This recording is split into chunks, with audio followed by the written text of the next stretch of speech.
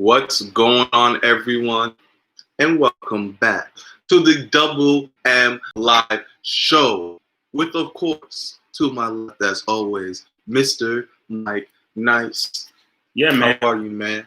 Good. We back here again. September. We're in September, my guy. September 2020. We in September. Hope everyone enjoyed the long weekend.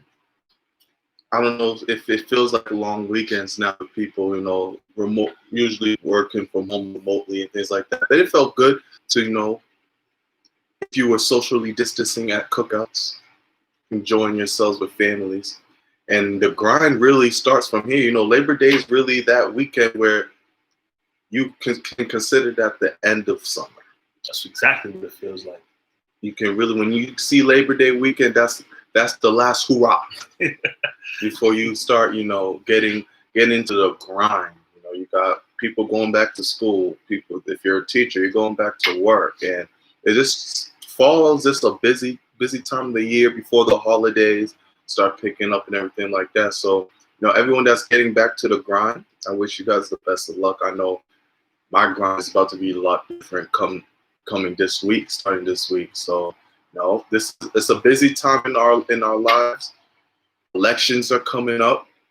It's about to be a crazy. It's been a wild 2020 for various reasons, but it's going to be a crazy end of the year coming up. And so, everybody, put your seatbelts on. Put your seatbelts on if you haven't already. Keep your masks on, and get ready for this ride that we're about to enter in the fall. Yeah, absolutely. Like you said, Labor Day kind of signifies the end of the summer. When you get to Labor Day weekend, that's when you're like, all right, this long weekend. For a lot of people, especially people working in schools and whatnot, that signifies, all right, time to get back to it, back to the grind, whatever it is. So, with it kind of being the end of summer, quote unquote, with Labor Day weekend, I want to throw this out there to everybody tuned in. Highlights of your summer 2020. Yes, I understand we're living in a pandemic. Yes, I do understand, this world, this country has gone through a lot of stuff over the course of 2020, and a lot of this same stuff we've touched upon on this show right here. We've had some strong conversations, some tough, soft conversations, some serious conversations, but at the same time, people have experienced some highlights, some happiness, some joy along the way. Again, this year has been a roller coaster ride. This summer has been a roller coaster ride. But if you had some highlights during this summer 2020, whatever it may be, no matter how big it is, how small it is, throw it in the chat. We'll shout you out. Again, we're live on YouTube. We're live on Facebook. We're live on IG. Shout it out. All three platforms. All three platforms, wherever you're tuned in right now, drop your highlight of summer 2020. And, we'll shout you out for sure. But so what's yours, Mike? What's your highlight? Highlight of summer 2020, huh? It's the little things for me. I didn't travel anywhere. I didn't go on any crazy trip or anything. The highlight to me is just still being able to see family, friends, loved ones that I really care about. Obviously, if I could have gone on a trip with my friends or my family, did something crazy like that, of course I'd enjoy that. But again, with the times we're living in, I'll take what I can get. And, again, just having a chance to see my family, hang out with my friends who or family who I haven't seen in a long time. My highlight actually was this past weekend. One of my cousins was celebrating his birthday. And, every year around carnival time in Boston, his birthday's around the time, the family gets together, big cookout, celebration, food, music, all night till the sun comes up. And unfortunately this year we weren't able to do that.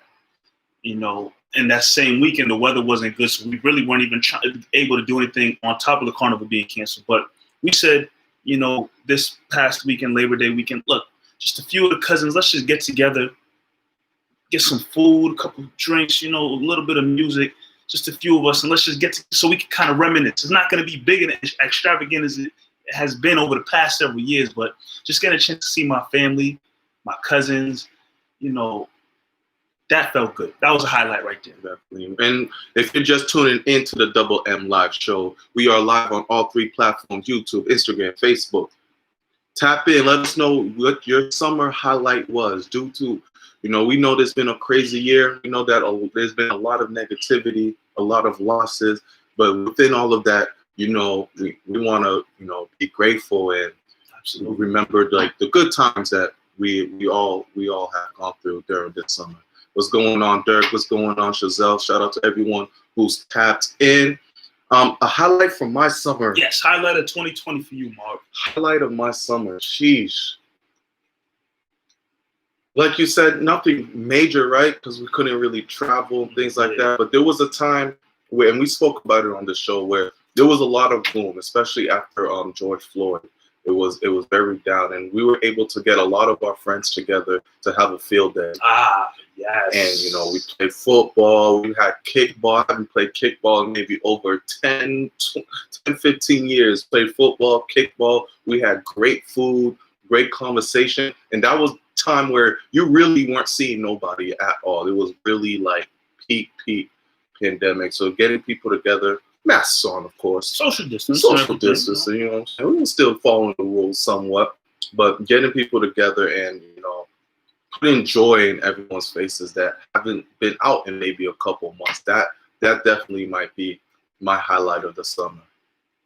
Absolutely. Again, if you just tuned in, just throw out the question, even though we're living in wild and crazy times right now, has there been a highlight this summer 2020 that, no matter how big or small it is, something that just brought you joy, happiness, a good time, whatever it is. But along with that, which we'll continue to discuss throughout the show, we also have some other things on the playlist for sure. Derek agrees. He said that was probably one of the best days of the summer 2020 as well. Shout out to Derek. Fun time indeed. But other things that we have on the playlist along with highlights of summer 2020, NBA playoffs. Celtics still trying to make the way, a little bumpy road with the Toronto Raptors. I think, a week ago, people were probably feeling good. If I remember, the series was maybe, we just had blown them out. 1-0. 1-0 after a big blowout. The next following after that, went up 2-0. The Celtics looked like they were in position to take a dominant lead, and then a wild game-winning shot after Game 3. Game 4, Celtics came out, and what happened in Game 4? Celtics had a bad shooting game for sure, and Toronto was able to take advantage of that and tie the series up. But then in Game 5, Celtics, took a dominant lead throughout the game again, and now they're up 3-2. So Celtics are in a position to get to the Eastern Conference Finals, return to the Eastern Conference Finals. They weren't there last year, but Tatum, Brown, these guys that have been leading the way have experienced getting this far before. So the question is, will they be able to make it happen? Right. So we'll get to that conversation along with other things in the NBA playoffs for sure. Also, the NFL season. We've been talking about this for weeks now. Weeks. Said it shouldn't happen. It could wait. We don't need it. Well, here we are. This coming Thursday, the NFL kicks off with week 1 of the 2020 season. And along with that, within the last week, Cam Newton has been named the starting quarterback of the New England Patriots. And Patriots, the NFL, they're heading into week 1, getting ready to kick off this coming weekend with week 1. Surprised that it's happening, shocked that it's happening, still don't know if it'll last and continue to happen, but hey, here we are, NFL week 1. So obviously touch upon that. Also, then another interesting conversation, unfortunately last week we talked about the passing of Chadwick Boseman, who had the role of Black Panther in the Marvel Cinematic Universe. But, since his passing, people know how great of a job he did playing the role of Black Panther. People were looking, ever since the movie dropped and people saw it and he made different appearances in other movies, people have been looking forward to the Black Panther 2, the sequel to, Black Panther, and Chadwick Boseman once again taking on that role. But Unfortunately, his death, put a lot of question marks over that movie and how they should proceed with the movie, if they should proceed with the movie. And a lot of different ideas and concepts and thoughts have come up about it. So, we're just gonna talk about that. Obviously, no matter what happens with that movie or whatever, it's all eyes and thoughts and prayers and memories are going to be on Chadwick Boseman and how he handled that role, how he played that role. But Marv is going to, one thing I did read for sure is whatever way Marvel moves forward with that movie, they're going to honor, what Chadwick Boseman was and what he brought to that character. So we'll definitely speak on that as well. Yeah, and anything that you guys want to touch upon, once again, the question right now, what was your highlight of the summer? And, throughout the day, whatever comments come out, we will be bringing that up. Derek brought up something interesting. His highlight, he got a lineup after first time getting a lineup in 3 months. And I want to touch on that real quick. I didn't understand, the importance of just getting yourself looking good. When you're in 3 months quarantined, your hair is all messed up. I had a fro, and then when you get that clean cut, you just feel there's something about you that feels better. Yeah. You get that spunk, you get your swagger back, that swag goo. You feel good.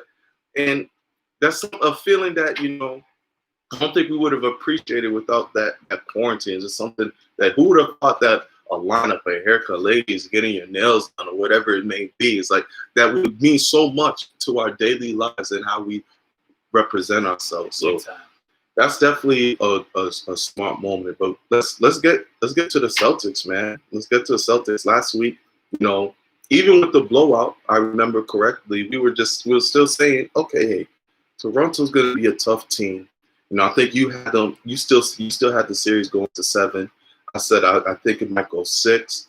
But during the week after you start seeing what the Celtics were doing, you're thinking, oh man, this is about to be a blowout, and then a clean sweep, and then Game 3 is going on, and it's coming to fruition. Everything's coming to fruition, and then the boneheaded play. We don't have to dive into it too crazy.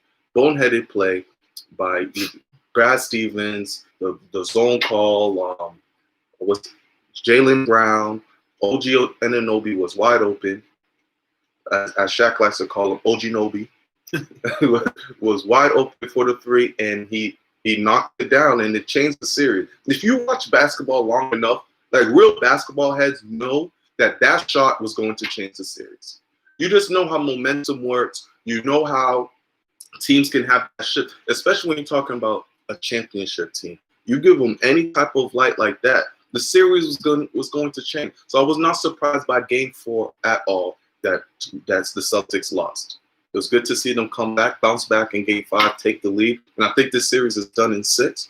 But, Celtics really got to they're clearly the better team. You can see it. The eye test tells you the Celtics are a better team than the Toronto Raptors. And that's something that we didn't really know going into that series. It looked like it would be evenly matched up. But you can clearly tell that, no, this Celtics team, and when they're playing on all cylinders defensively, there's no match to Toronto. Yeah, I've been saying this from the start. Celtics have a more firepower than the Toronto Raptors. And when I say firepower, I literally mean between Jason Tatum, Jaylen Brown, and Kemba Walker. Those 3 guys alone are the best 3 players in this series. Then after that, you can add in Lowry, and then possibly Pascal Siakam, who, after watching this series, whatever pedestal I had Siakam on before really dropped down. And the bubble, though, he hasn't had a good bubble. Yeah, from what he showed me in this series, whatever pedestal that I possibly had him on, not to say that I was really watching him, but you hear highlights, you hear stats and whatnot, and you hear about Siakam and how solid of a year he's had. Since he's been in the bubble, I hadn't heard, and then now I haven't seen anything good from Pascal Siakam. But like I said, I felt the Celtics had more firepower with their top 3 guys. And while I do feel in general that Toronto had the better team because they had more depth than the Celtics, I figured the Celtics, who are carrying 3 players who average 20 points a game throughout the course of the season, that could be enough to carry the Celtics over the Toronto Raptors. And for the first 2 games, it seemed like that was the case. The third game as well, it seemed as if, those 3 guys, for the most part, carrying the way, along with playing solid defense, because Lowry's had some tough games. Fred VanVleet has had some tough games. And like I said, Pascal Siakam has kind of been non-existent. But they hit that shot, Marv. And like you said, that changed the series, and it gave a team like Toronto Raptors, who's had a pretty solid bubble. Other than facing the Celtics, they've had a great bubble. They've been the number 2 seed in the Eastern Conference all season. They're the defending champions who just lost 1 player, but other than that, the whole team, the chemistry, the coach, they're all still there. But for some reason, when they face the Celtics, they have trouble. But yes, that shot gave them confidence, which is why we're in a situation now. We're heading into Game 6. Fortunately for the Celtics, they're up 3-2. And I do believe the series is not going to end in 6 games. Unfortunately, I just feel as if the Raptors have a lot of confidence right now because of how they played, how they came off of Game 3. You think Raptors have confidence? I do. Yes, even after the blowout win, I think they got the blowout win, and then they won Game 5. 4. 4, yes, 4, sorry. And that gave them a little confidence that, look, we could play with the Celtics. Lowry, Fred VanVleet, they found their game a little bit compared to those first 2 games of the series. And I feel as if I wouldn't be shocked if it goes 7. With that being said, I don't see the Raptors beating Celtics 2 games in a row. I do not. And Celtics got to take care of business. They have to. They need to finish them off in 6 games. But I'm not counting out the Raptors just yet. With that being said, I don't see the Raptors beating the Celtics back-to-back games. As long as you're getting what you can get out of those 3 guys. Last game, it was Jaylen Brown, who had a horrible Game 4. Yeah. Horrible Game 4. But he bounced back big time in Game 5. Tatum, did his thing as well. Kemba was solid. He had a pretty bad game 4 as well. 9 shots was unacceptable. 9 field goal attempts. But when they're on, which we saw in Game 5, they take care of business. And the guy you haven't mentioned, who's really the reason why the Celtics been blowing these guys out or having great game, is none of those 3 guys. It's been Marcus Smart. As frustrating as he can be, especially when you don't have Gordon Hayward. So he's another ball handler that needs to have the ball in his hands, and the turnovers pile up with Marcus Smart. You just have to accept it with him. He is the reason you are up 3-2. He was the reason why you blew him out the first 2 games. He's been on fire. Whatever he's doing, his confidence has rose. His defense has been amazing. You see Kyle Lowry. Kyle Lowry found his stroke, right? He found what to do, and he started becoming a pest to the Celtics in the last 2 games that they lost. Brad Stevens finally said, hey, let's put Marcus Smart, our best defender, on Kyle Lowry and see what happens. Kyle Lowry, how many points he had when Marcus Smart was on him? 0. Nothing. Because that's what those are the adjustments we are asking for. And Marcus Smart, what we know about his defense. We always say anything he could give us offensively is a bonus. But unfortunately, the big 3 hasn't always been on. There's been games when Kemba's not on. Tatum, that's a whole nother. We got to talk about Tatum in a second. But all 3 of them have not always been on at the same time. So you needed another punch, and Marcus Smart has been that surprise punch. Great timing threes, great defense, clutch moments to really give the Celtics that momentum. So we really got to give Marcus Smart a big shout out for what he's been doing in this series. Yeah, one thing, again, like I said earlier, you have those 3 guys, Walker, Tatum, and Brown, go off. Celtics will be in a pretty good position to beat the Raptors. But if you can find a 4th guy who can contribute something huge, that just kind of like icing on the cake. It was a game 2, I believe, where Smart had that crazy fourth quarter where he hit about 5 threes. You know, something we'd never expect to see from Marcus Smart, ever. I don't care how long he's been on the team now. If you're a Celtics fan and you see that guy catch the ball and shoot a 3, you cringe. You cringe because you're just looking at him like, don't shoot it. You know, he'll hit him in wild, timely, situations in the game. But no one's ever necessarily happy when Marcus Smart shoots 3s. But, threes in that game 5 that helped the Celtics secure that win. And like you said, Marv, solid defense all series long, highlighted in game 5 where they put him on Kyle Lowry, and he pretty much shut Kyle Lowry down, which goes again, coming out today as we record this and do the show live.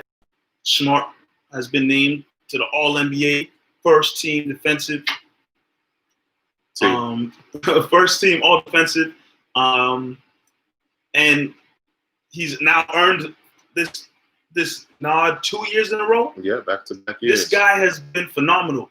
But Boston has their Tony Allen. Like, Tony Allen was on the Celtics, but he wasn't getting named. He was known for his defense a little bit, but it was when he went to the Grizzlies where he got the start there, things like that. And that's another thing. We're talking about a guy who's coming off the bench getting first team all defense. Mm-hmm. That's something we've got to talk about. West says he should be defensive player of the year. I don't think so. Yeah, me neither. I've never been on the defensive player of the year train with Marcus Smart just by watching him. He's a great defender. But first, for all defensive team, whether first or second, I can easily see him there at the guard spot. He definitely deserves that. He definitely deserves that nod. And if you want to say he's been the defensive player of the year in the bubble, sure, I'll give you that for what he's been doing. Marcus Smart, he's a big piece. I've been saying it. You're not winning a championship without Marcus Smart. It's just not happening. And he's a guy. Luckily for him, when shots aren't falling for him, he's still going to affect the game. Which brings me to Tatum.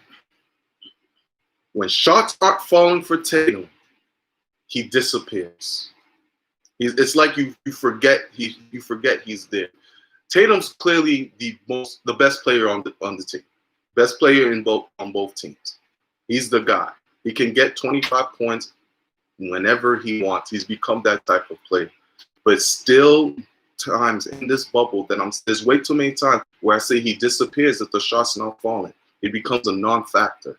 We were talking about I think it was game 2 where Kemba was really struggling, but he was being aggressive, and that was when Marcus Smart hit the 5-3, and then I think Kemba iced the game with a step back or something like that.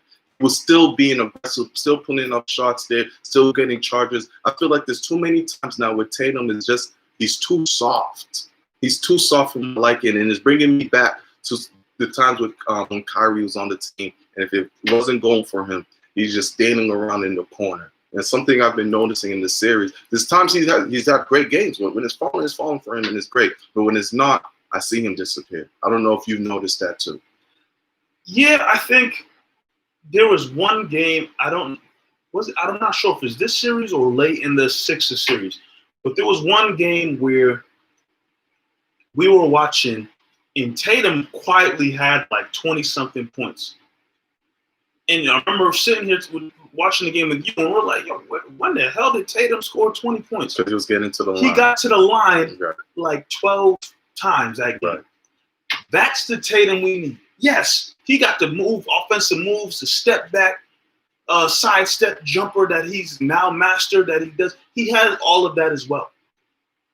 But what really makes you even greater is when you can affect the game in other ways when something that you want to do isn't working. I learned that, and I heard that from Paul Pierce when I was younger, and I'll never forget it. How can I impact the game in other ways if something I want to do isn't working? And that one game there, whether I don't remember if his shots were necessarily falling or not that game, but he was getting to the line. Mm-hmm. He was being aggressive, getting to the line, and he was hitting his free throws too because he was a solid shooter. So I think one thing, if anything, Tatum needs to consistently do is, yes, he can get his shot off whenever he wants. But if they're not falling, you have to be able to impact the game other ways. Like you just said, standing around in the corner waiting. You're the best player. You got to demand the ball at times. You can't do that. Yes, and especially off the course of the series when they have Lowry covering him. Brad likes to put a lineup when it's Jason Tatum, Semi Ojeleye, and Wanamaker. Yet I still see at times Tatum doesn't touch the ball in those possessions. Definitely yelled at the TV a couple times. And it drives me crazy.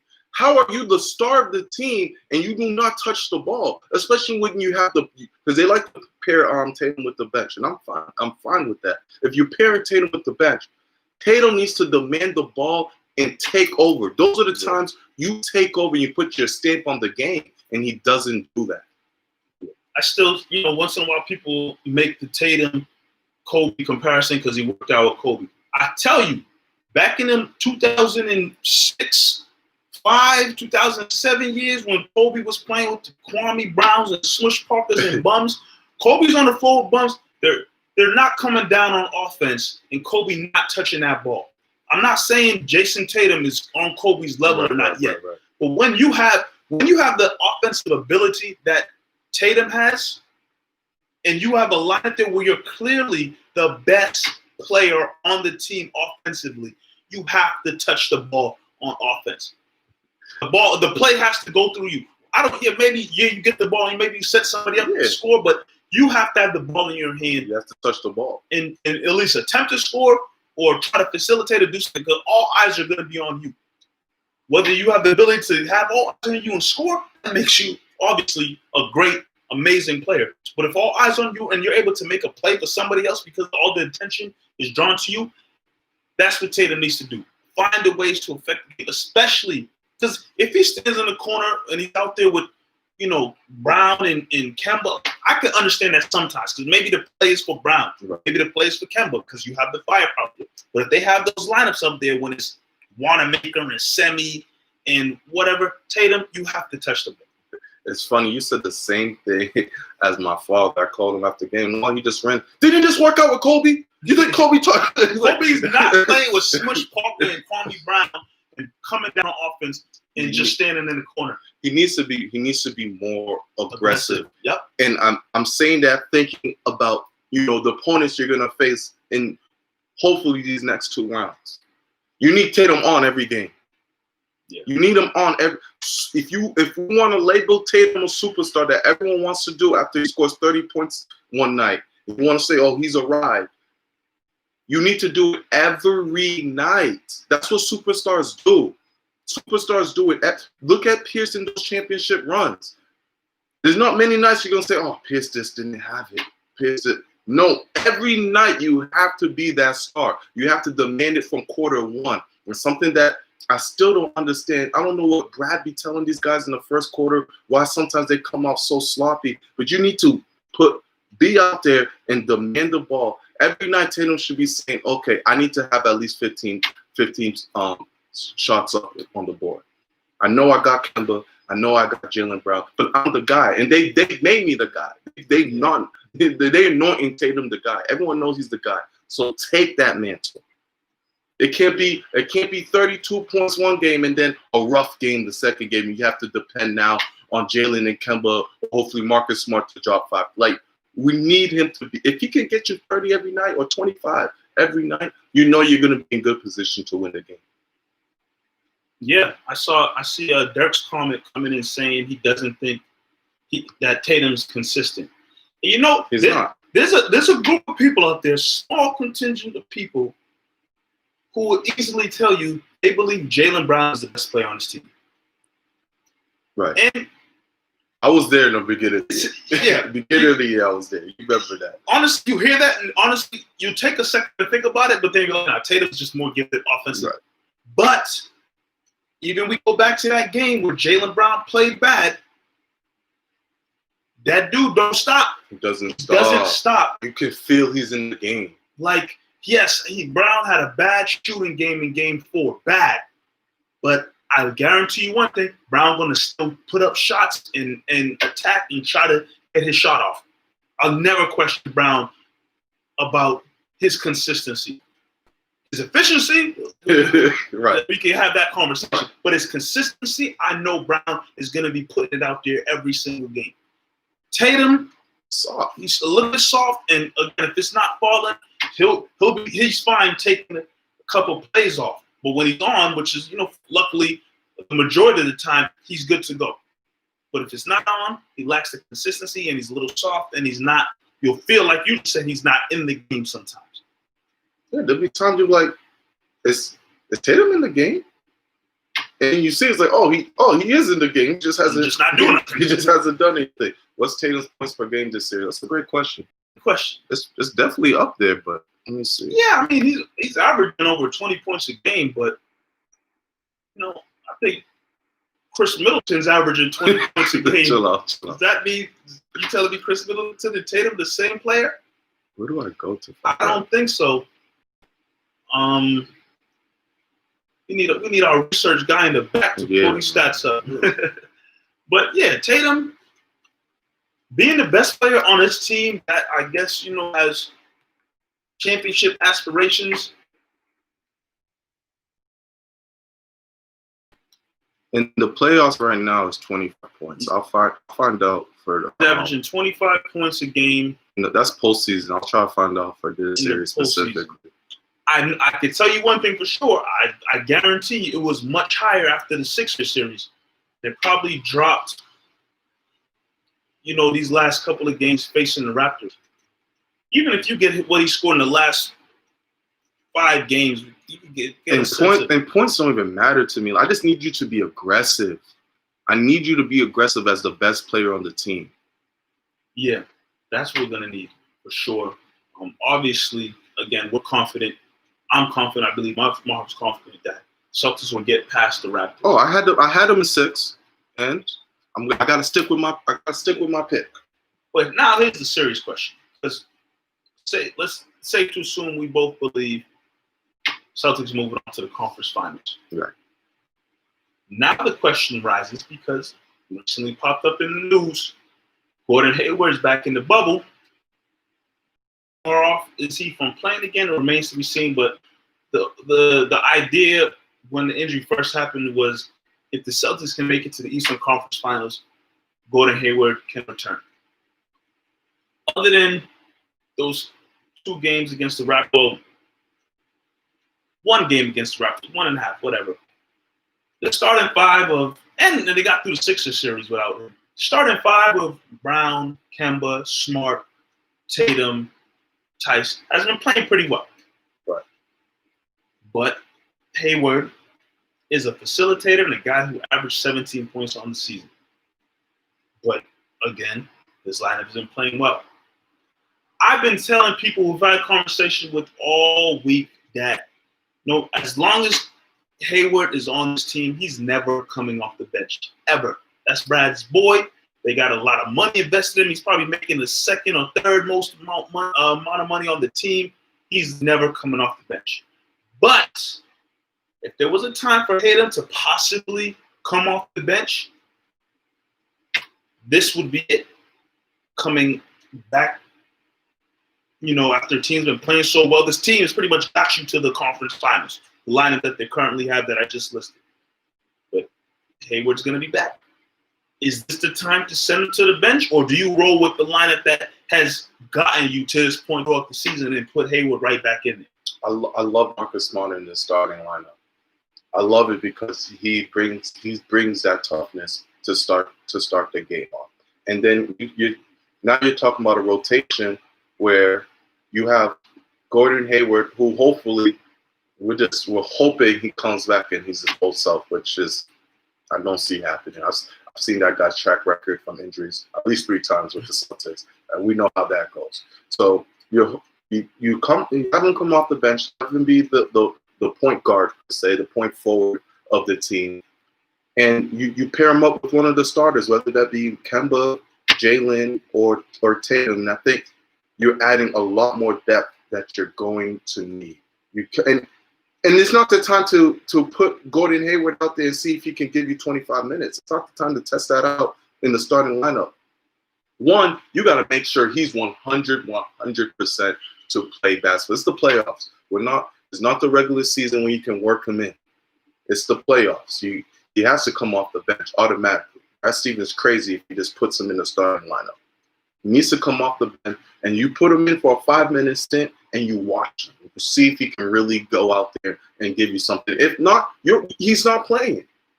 We know what happens with Gordon Hayward when he comes off the injury. He becomes a liability on defense. This year, he's been all right. But we've seen it the years prior. He was the worst defensive player on the team. People go through him like butter. When you're going to face a team like Miami Heat, who are going to have guys coming all over the place, running through screens, shooting the ball crazy, you need to be sharp defensively. So it's not you have to have him come off the bench at the moment. Yeah, when people brought this conversation up to me over the week, I've said it again. Sorry to interrupt. Dirk said Tatum's averaging 22 points. I can see that for sure.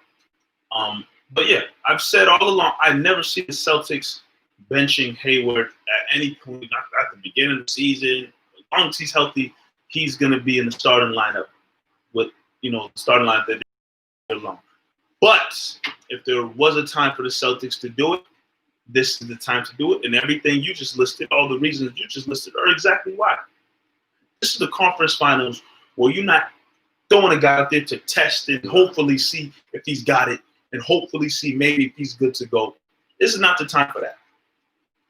This starting five has got you this far. They got you, Hayward was there for game one of Philly and then was gone. So Celtics, with the new starting five, took care of the rest of the series. They blew out Toronto game one, had a solid game two, got a great performance out of Smart. We know how game three went and in the rest of the series, but this starting five has been solid. And one thing for the people out there who've been begging for Hayward to come off the bench before this series, not even looking at the series or the playoffs, just in general, it's about having another scorer off the bench. Yeah. And if anything, yes, Hayward might not come back and his ankle might slow him down, or he might not, his fatigue might be off a little bit. I tell you this, I'll take a Gordon Hayward who just woke up from an 8-hour night of sleep to shoot the ball over Semi Ojeleye, who's just been running around the court for 30 minutes. Without a doubt. For sure. I'll take Gordon Hayward fresh off a nap. He could have slept on his arm underneath the pillow, and I'd ask him to shoot the ball before I would give Semi Ojeleye a shot to shoot the ball. Ever. Never, ever. So I'm with the move of having Gordon Hayward come off the bench just because I know I'd rather have him as an option out there before Semi Ojeleye. My thing is this. Why did Gordon come back? That's a whole other conversation. No, it needs to be said, though, because if you really are planning to leave again, why'd you come back? Here's my thing. I don't think he's leaving again. That has to be the reason. His wife, I saw a picture of it that his wife posted on IG. He was given a picture of him giving one of his daughters a hug and a kiss, and the caption said something along the lines of, giving daughter, whatever your name is, give you a kiss. Tell daddy goodbye. Next time he's back home, he won't be the only boy in the family. That's what the post Okay, good. Because that's the only way it makes sense for Gordon Hayward. You're not going to come back. Yes, it would make go sense. Through quarantine. Yes. Leave 2 weeks later. Go through quarantine. You're gonna mess up the team. It wouldn't make sense. So I'm assuming him and his wife must have discussed, he definitely must be okay with it, that he's back in the boat with to stay. His wife's going to give birth, and that's that. Because, again, it wouldn't make sense, and he'd hear it from everybody, especially in the Boston media. He'd hear it from everybody. Deserving so. Why the hell are you back in the bubble to quarantine and get back just to leave again for your wife and then try to come back to quarantine again? So I'm assuming he's here for good now. Especially after seeing that post on whatever social media was, I'm assuming that he's here for good. That makes more sense. And how many weeks has it been now? I think she's right on the timeline of what it was, 4 to 6 weeks. I told y'all, anything you say with Gordon, you got to add extra 2 more weeks. It's been a while. I honestly forgot about Gordon Hayward too. They've been playing well, other than a couple of the bad shooting game and that lucky shots and stuff. The guy can't catch a break. Yeah, I've seen a lot of injuries in the bubble. Everybody came back. He's just built a little different. And I remember something my barber told me. I won't bring it up on What this. did your barber tell you, Mike? Hayward's built a little differently. That's what he told you? Yeah, he's built a little differently than the other place. How's he built differently than Marcus Smart? Maybe he's just built differently. He just built a little differently. That's all I'm gonna say. Some people have injuries, come back quick. Some people can't. Everybody's built differently. They were just built a little differently. It was built differently. All right, man. Well, that's Celtics talk. With conference finals, man. This, presumably so they're gonna face the Miami Heat. Which Mike didn't I tell you? Didn't I tell you? You called it, Marv. You called it. Miami in 5. Milwaukee is a bunch of fakers, man. Yeah, I'm very disappointed in Bunch Milwaukee. of fakers. And obviously, they had Giannis for the most part throughout the series, but once you got the notification that Giannis wasn't playing Game 5, it's over. It was over before the game even tipped off. So I'm shocked that Milwaukee collapsed like this. This should have been a sweep. Should have been a sweep. Middleton luckily went off, but to lose 4-1 and you were the best team in the league, and you lost in the second round. They were the best team record-wise in the league, and they got eliminated in the second round in a 4-1. It's pretty sad. And what? Miami's what, the 5th? Miami's like the 4th or 5th seed? 4th, 5th seed. Great team. It was the greatest record-wise. But they were built to beat Milwaukee. They just had the team constructed to beat Milwaukee. I don't think if Celtics faced Milwaukee, they're beating them as handily as Milwaukee did. Even though I think Celtics are a better team than the Miami Heat, Miami was just built to beat Milwaukee Bucks. And you could just see when the bubble, Milwaukee was acting a little different. They weren't playing the same style of basketball to begin with. Milwaukee's been off since the bubble started. And Giannis knew it. I read something earlier, maybe before the playoffs even started, that Giannis was just pissed at how the team had been performing since they've been in the bubble. It came to fruition. The bubble did good for a lot of people. It definitely did good for the Celtics. You saw Tatum and Brown and all these take another step forward. And then you saw what happened to Milwaukee. I feel like Milwaukee's the only team I really saw where the bubble did not really do them justice. And I don't think they're missing anybody, too. I think they Bledsoe came back. Bledsoe did. They have their whole team for the most part, I believe. But just Miami just running through these guys. You think a team that has 2 Antetokounmpos would just take over? I don't know why they don't play him. Imagine having a lineup with the Antetokounmpo brothers out there. They need to go get that other one from the Lakers. And if they can find a way to draft that other one coming up soon, Marv called all of them Alex. I don't know why. Marv called all of them Alex. I don't know why. Alex. Bro, they got Giannis. Alex played for the Milwaukee. Thanos. We call him Thanos. They got this four of them. One is in college or Alex. about to graduate high school. What Milwaukee needs to do is get all of them on the same team. On some ball. Do some ball family tricks and try to get them all on the same team.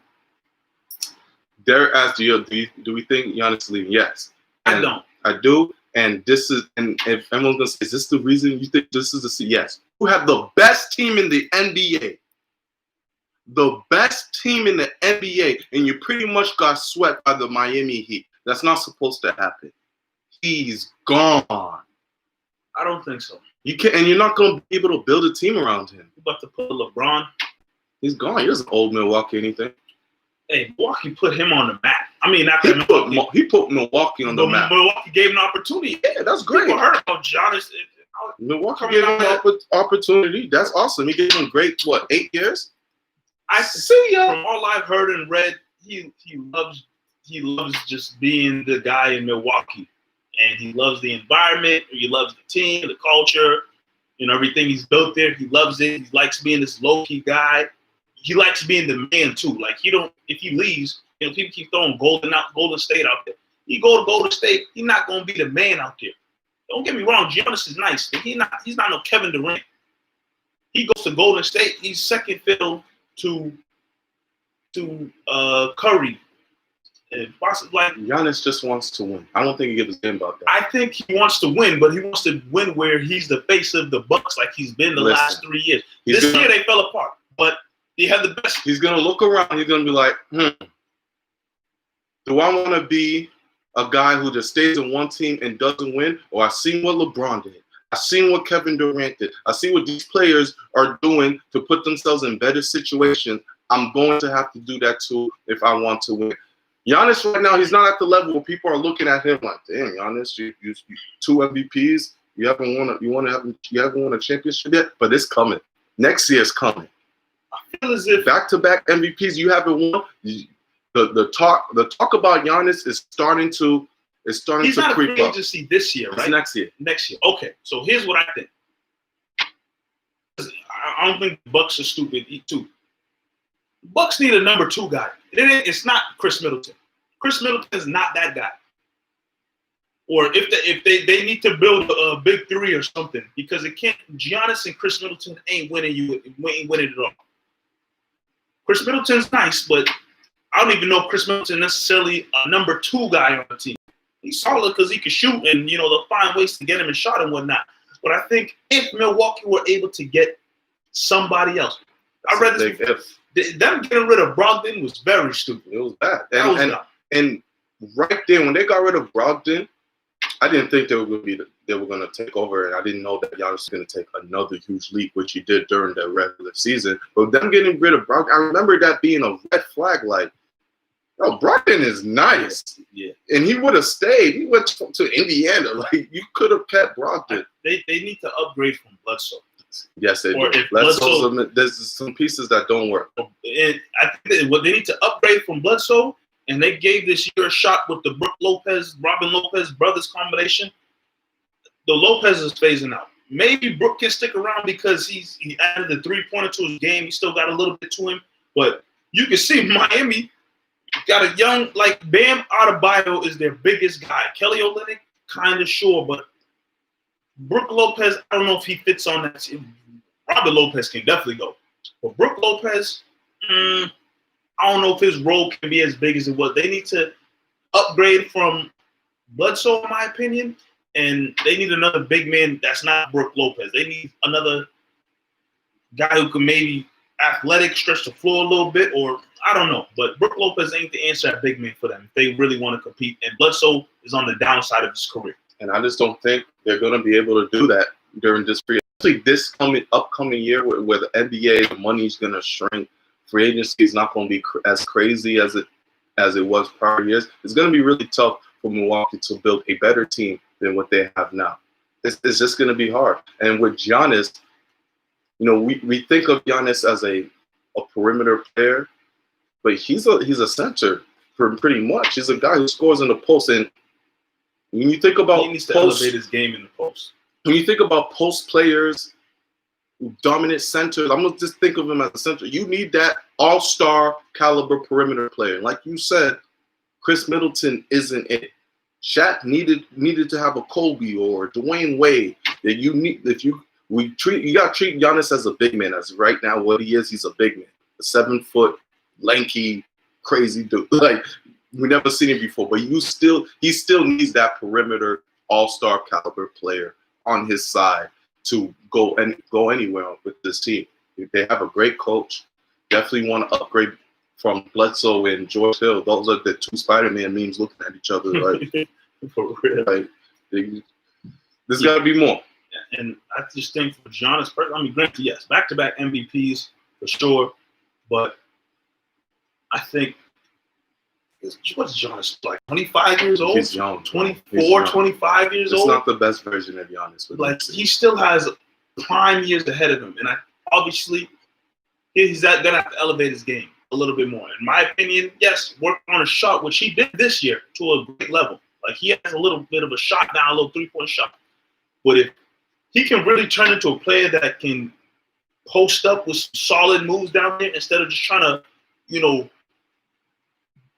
ball his way over people, that adds another element to his game. Obviously, yes, if he can shoot the ball, splendid, absolutely. But if he can really post up and not just try to roll over people and get offensive fouls and have some finesse down in the paint, I think that'd be something else he could add to his game. But yeah, Milwaukee definitely collapsed this year. I don't know. They got to upgrade a lot of pieces.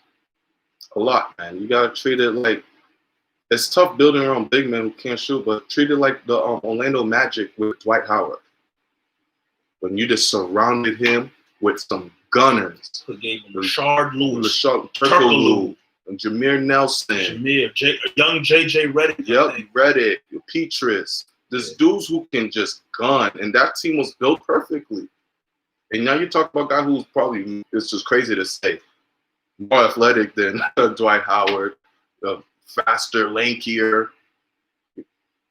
more motivated. Like, you could build a team like that around Giannis, then maybe. But I can definitely see Giannis leaving. I know Pat Riley wants him, and I see he fits Miami's system beautifully. He fits that system beautifully. I don't know if he's going to go there, but if he were to go there, he'd fit right in. I think this coming offseason is going to tell a lot, because he's not going to sign the next. I don't think he's going to sign an extension, because he can sign an extension this coming offseason, which I don't think he'll do. But depending on what Miami does to retool in the offseason, will say a lot. Because imagine you go into the next year and Giannis is unhappy and the team is not performing well. You have a guy who didn't sign an extension who's unhappy. And the thing is, they might still perform well. They're good. Like, they're not bad. Like, Giannis is a force. They're walking triple-double. They're a force. And what they do is they beat you up in 3 quarters. That way, in the 4th quarter, there's no way you can come back and you can expose them. They beat you up in 3 quarters. Bang, bang, bang. That's true. And that's what it is. Giannis doesn't average a lot of minutes. No. He goes off in 3 quarters. It averages maybe around 30, 31 minutes a game. And I think I saw something like they were barely in close games this year. So if you have a team that can last that beating, like Miami has shown, the team that you can last the beating, the thumping for 3 quarters, now you go into the 4th. Where now you need a go-to guy, which Miami found theirs. He's not the greatest go-to, but Jimmy Butler is their go-to guy. And you still have Bam in there.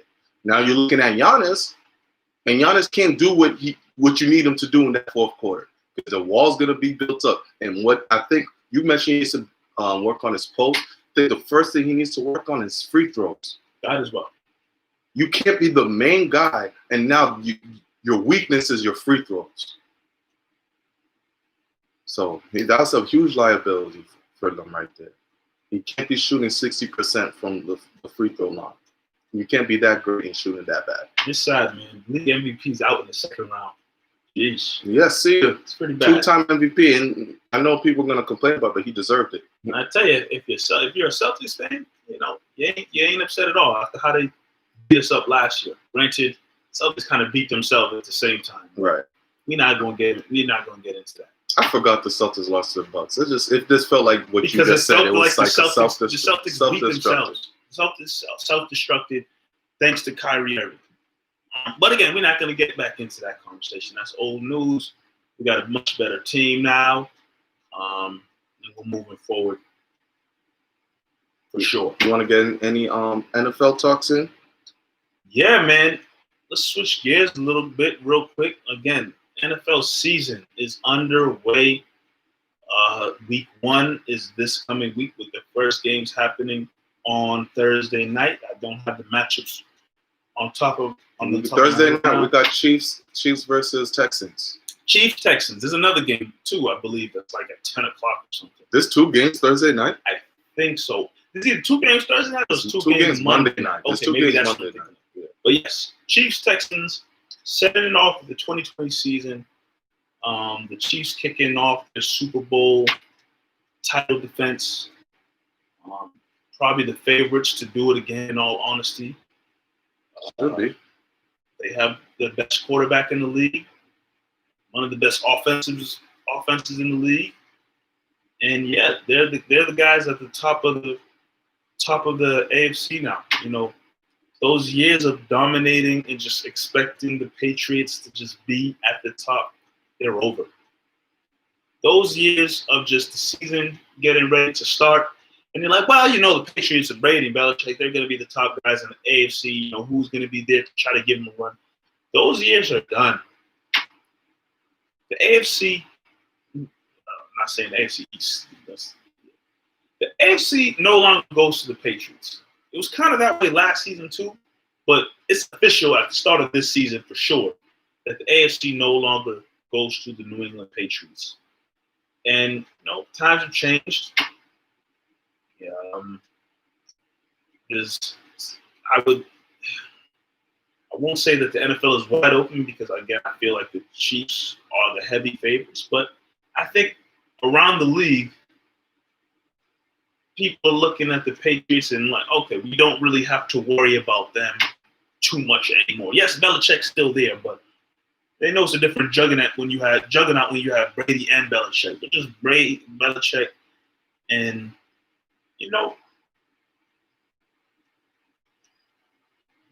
what are we gonna get from this New England Patriots team? Right. I heard on the sports talk early today, someone say that he really thinks that the Patriots roster is awful. The Patriots, especially offensively, they're awful. I've heard someone else tell me on social media, who the hell is Cam Newton throwing the ball to? That's so good. Like, the question marks are there, and again, something else that I heard, which I have to agree with, if it wasn't for Bill Belichick still being the coach of this team, we'd write the Patriots off like that. Say Brady left, and say Belichick decided to say, I'm all set to retiring, and this team got handed over to Joshua James. Oh, we really say this team sucks. Exactly. It's only because of Belichick that we're still like, well, we'll be all right. We'll still be a solid team. But in all honesty, compared to other teams in the AFC, in the NFL, Patriots ain't really nothing. For sure. Like, once the excitement wears off with the Cam Newton sighting, right? Yep. And I think I had this realization last week during this whole fantasy football time and everything. Once you get over the Cam Newton sighting and you're excited that Cam Newton is your quarterback, someone who's dynamic, then you start to sit and you start to think, okay, you got Cam Newton, all right, Julian Edelman, Nikhil, okay. Now you start pumping yourself up there a little bit. Okay, Damian Harris, he looked good in Kent. Oh, IR, okay. Sony Michel, he's coming. Maybe he's coming back. James White. Right. James White. I mean, yeah, he's good. He's good. Okay. You just start thinking about these weapons. Oh, we got two rookie tight ends. Oh, rookie tight ends don't do anything in the leagues. Oh, okay. And you just realize, oh, this team's offense sucks. Yeah. Who is Cam passing to? You get very excited with Cam Newton. And I think Cam Newton's probably fully healthy and whatnot. But who the hell is he passing to now? 34-year-old Julian Edelman? Yeah, the offense doesn't look good. Obviously, we don't know how these players have developed. We don't know anything until we see it on paper. I love this defense. I tell you, I've said that enough. I like our rookies that we drafted defensively. I'm really excited to see how they contribute, whether it's Duggar, Uche, or Jennings. I'm really excited about those three specifically. And then how, we probably have one of the best secondaries in the NFL. Well, offensively, oh, man. And something that we forget about that we don't talk about is Dante Scarnecchia is gone. So that the offensive line, that's supposed to be, something that upgraded from last year. But then who just left? One of our offensive linemen left due to COVID. Yeah, I forgot. I'm blanking on who. I think it was Cannon.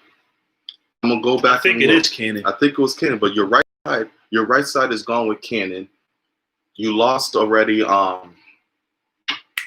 You lost your backup center to go to Miami. So your offensive line is depleted. I'm sorry, guys. I'm blanking on name. I'm still on basketball mode. I gotta start getting ready to transition to the NFL. But yeah, your offensive line is depleted. You're hoping that Wynn could show his potential for a full season you like Tooney, you like Andrews, and then from there, there's a bunch of question marks with no Scarnecchia. Yikes. And mind you, as excited as we are for Cam Newton is not a guy who gets the ball out in 2 seconds. He's not Brady. Brady, even with a bad offensive line, you know that, man, he gets that ball out there quick. And for people who don't appreciate that, who don't realize how quick Brady gets the ball off, you're going to realize it this year. You're going to feel the difference. Cam Newton good and all. He takes a lot longer to survey the fields. Let's just say that. He's not going to 1-2 drop, boom, the ball is out. Nobody's Brady, man. Like, he takes a second. So how the beating Cam's going to take is a question mark. He's going to be, I hope not, but it looks like he might really need to use his legs a lot this season if the offensive line is what I'm thinking it's going to be. Yeah, just a lot of skepticism when it comes to the Patriots this year. And I think my hype and my hope and my optimism is because of Bill Belichick still being the head coach. And you just think that freaking guy Belichick will pull something out of his ass and have this team playing well and looking good. That's what I think most people believe. I think a lot of people also believe Cam Newton is a guy who's looking fully healthy, and he's a former NFL MVP, and when he's been on, he's looked great. But I think in actuality, this team, they're not going to be anything spectacular this year. And it's okay.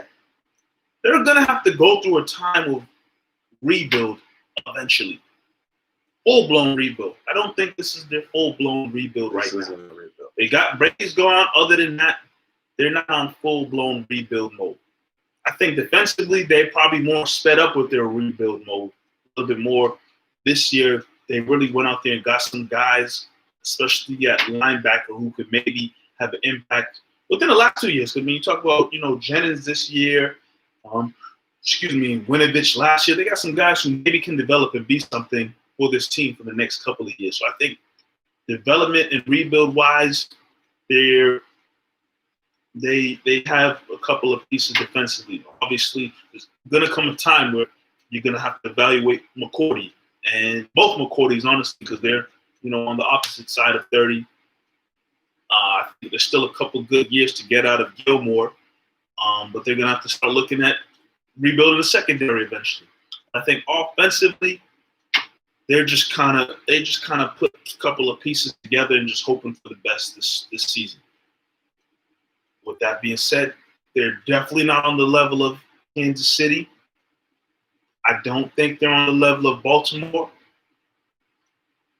And look like the Titans may have your damn number 2 to be all honest with you. They have a better roster than Titans. I mean, no, Titans have a better roster than the Titans have the Patriots number. People think, the Bills might give the Patriots a run for their money. Like, this is no longer a year where we're saying, we think the Patriots are going to roll over these teams. Nah, the Patriots are battling right now. And to me, 3rd, 4th best team in the AFC. That's high. Maybe top 5. They're probably 5. I have them battling 5-6 area. Because again, Kansas City, Baltimore, Tennessee. Colts, Indianapolis. It's the same team. I said Colts, Steelers, Titans, Patriots, all in that area, in that bubble together. Okay. Yeah, man, Patriots look like they'll be battling for the wild card this year, in all honesty. Yeah, hey, and they get to wild card. That's a successful year with this roster. Yes, it is. That's a successful year. We'll see what surprises come in store.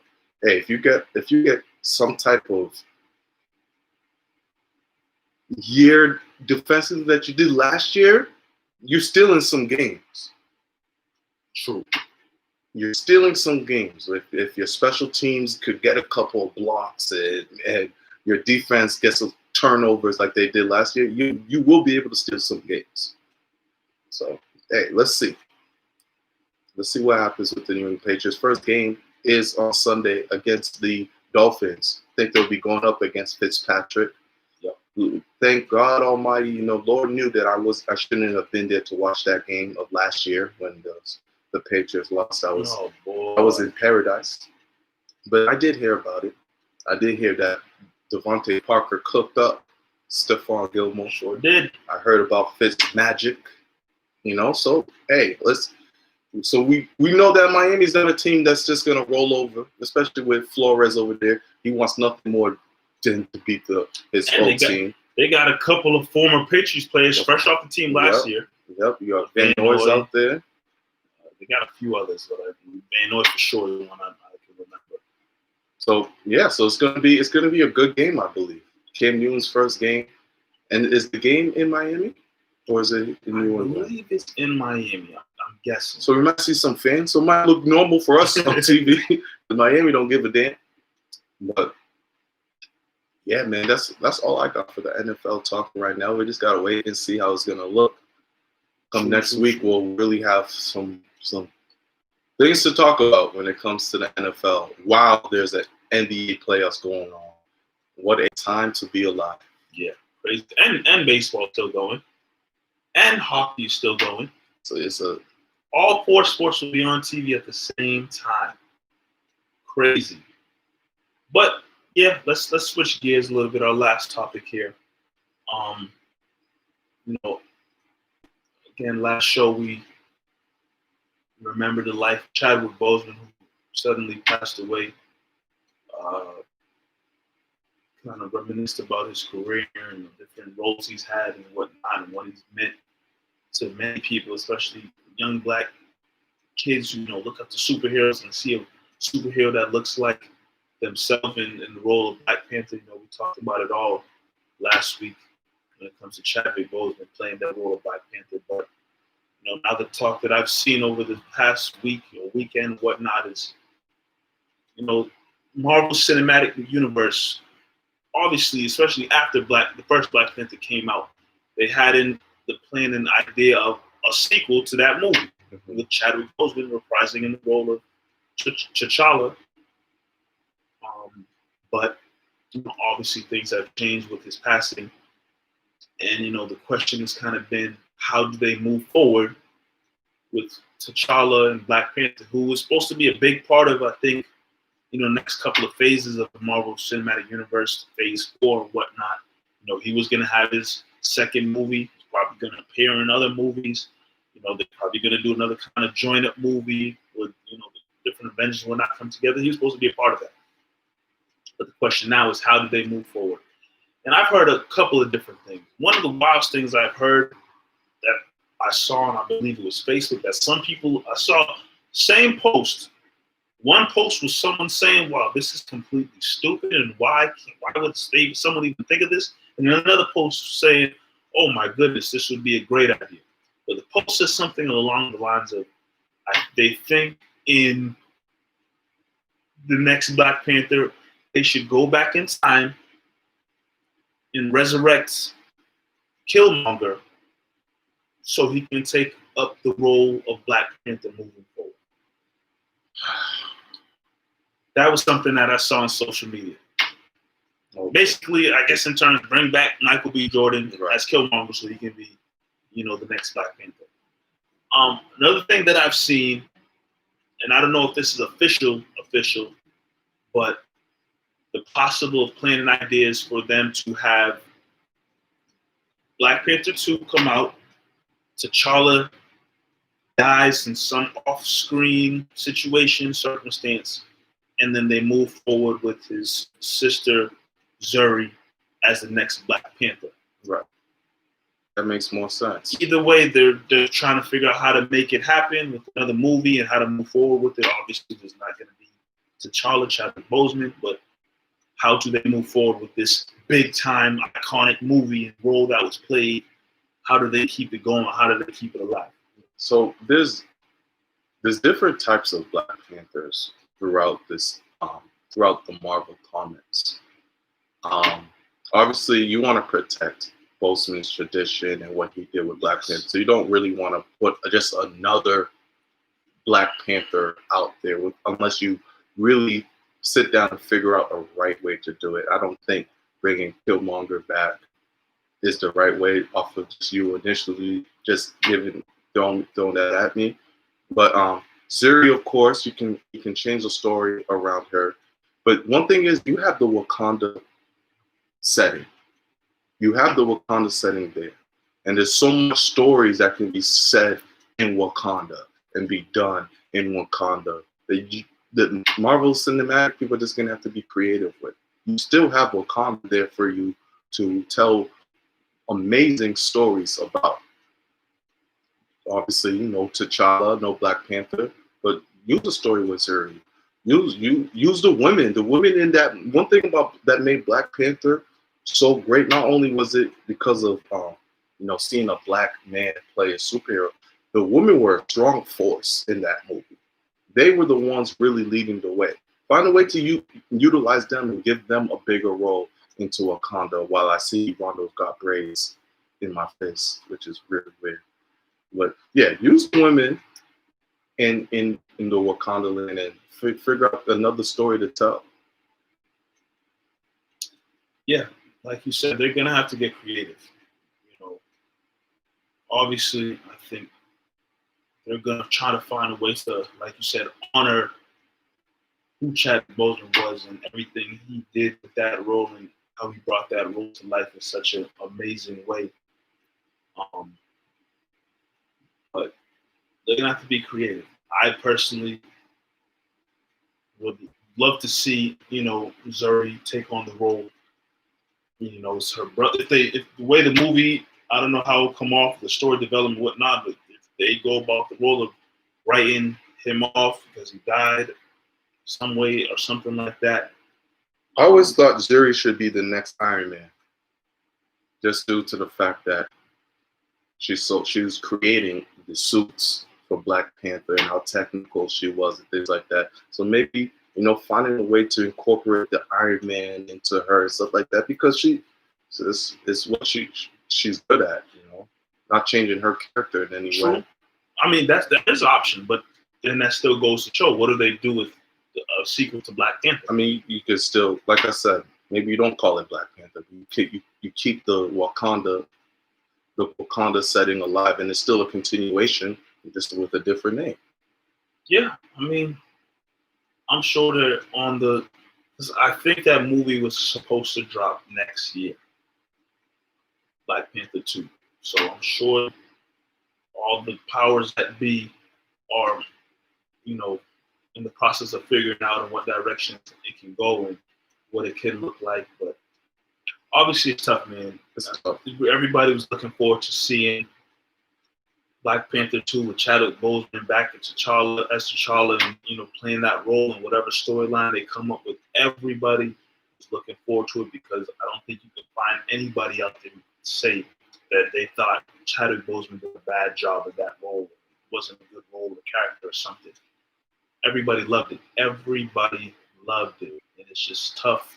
It's sad knowing that he won't be able to don that role again. For sure, but I know Marvel's gonna do a great job into respecting him and doing tributes. Probably a lot of Easter eggs through movies that don't even include Black Panther. You'll see a scene with a Black Panther mask or something like that, just to honor who Chadwick Boseman was and what he meant to Marvel. Absolutely.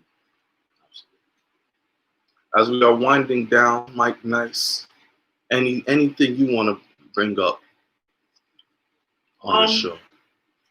I think just a reminder, or for people who may be tuned in late, we started off the show with asking all our people, viewers tuned in, if they had any highlights of 2020. We know this year has been a wild one with a lot of ups and downs, tough situations, sad times, but if there's anything in 2020 that came about that brought you some kind of happiness, joy, drop it in the comments, drop it in the chat section, whatever it is. Just put that out there. But one thing I can say for sure, as the summer goes on, it's kind of closing out, and you said this different times as we've had this show. The plan was not to be sitting at our home doing this show. We had big plans for Double M, but I'm just happy that through it all these months, we still are able to keep it going, you and I, but at the same time, we had everybody tuned in with us who've been rolling with us as we make the show happen. Whether it was through the early months of the 2020 and the winter time, we got through the springtime, getting through the summertime now, about to hit through the fall. I'm just appreciative that we still have this platform. We still have people tuned in, rolling with us nonstop. For sure, man. And, the grind don't stop. Something we used to say back in college with our radio shows is, we're not done yet. And that's just something we're just going to continue doing. Real quick, back to sports. If people want some breaking news, Von Miller is out for the year. Oh my gosh, I saw that. That sucks. Pop up on my phone. They said he suffered some freak ankle injury, and he's gonna get checked out. But now I guess it's official. He's done for the year. That's a blow. That's a blow for that. I hate seeing Hall of Fame talent go out like that, man. That's out for the year and the season doesn't start. It's so unfair. It's a horrible thing to just have your best player be out like that for Denver Broncos. And, yeah, man. Sheesh. That's one of the best players in the league, year in and year out. Yeah, Von Miller's a force. He's a force. And at this time, even though we don't think, Broncos are a playoff contending team or anything, but when you have when you're at a trajectory of having a Hall of Fame year, you want your numbers to really start piling up where you can start chasing the greats. And when you lose a whole year, that hurts. It takes off a lot, Not everyone's Brady that plays for 20 years and could miss a year or whatever. So shout out to Von Miller, speedy recovery, man. Hopefully, I don't know how old he is off the top of my head, but he's got to be 31 now. 30s. Hopefully he can bounce back and continue to be as dominant as he was before. He still has some left in him. For sure. But yeah, man. We're gonna close it off like this. Shout out to everybody tuned in to the Double M Show on YouTube, IG, Facebook. We appreciate y'all. We'll see you guys next week. Peace.